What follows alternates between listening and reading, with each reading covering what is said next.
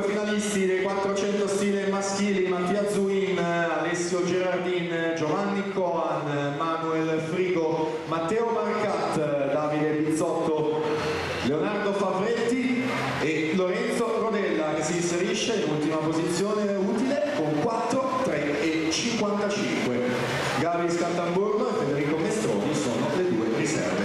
Presentiamo seconda batteria dei 100 farfalla ragazze: Elena Pavano in 1, Maddalena Marconato in 2, Gaia Mauro in 3, Elisa De Faro in 4, Arianna Casarotto in 5, Francesca Tartaglia in 6, Anna D'Alfaro in 7, Anna Alugiano in 8.